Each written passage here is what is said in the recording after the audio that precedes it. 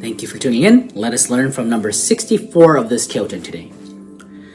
Desire to have a noble attitude toward life that even your enemies would admire. Words for work, number 64. Desire to have a noble attitude toward life that even your enemies would admire. Thank you, Lord God. A noble attitude toward life. That sentence, that phrase, in and of itself, is already such a deep phrase to contemplate on. Noble attitude toward life. A beautiful life. A noble life. A respectable life. An excellent life.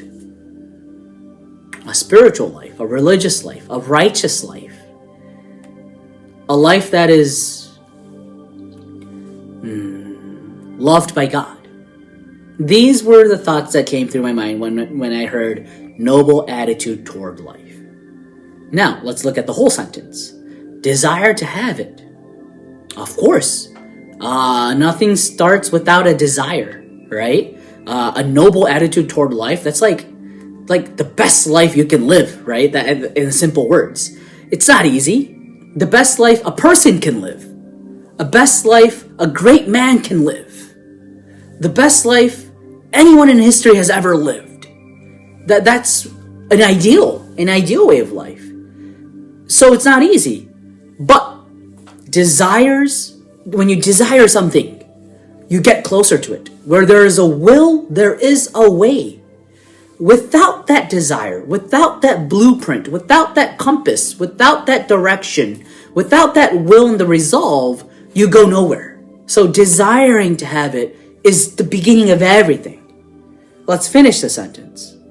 That even your enemies would admire. I was about to just drop this book because of how deep the sentence is.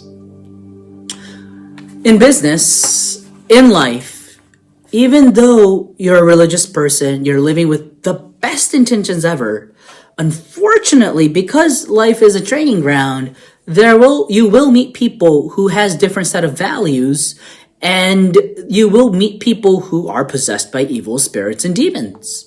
And when that occurs, there will be a fight.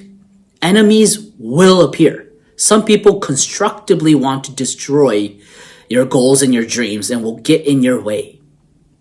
When that occurs, of course you have to fight it.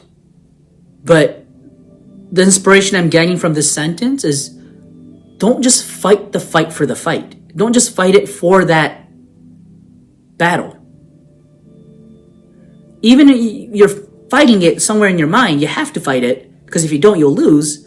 But somewhere in your mind, there's a nobler part where you're always seeking a noble attitude toward life that even eventually, even your enemies will end up respecting you.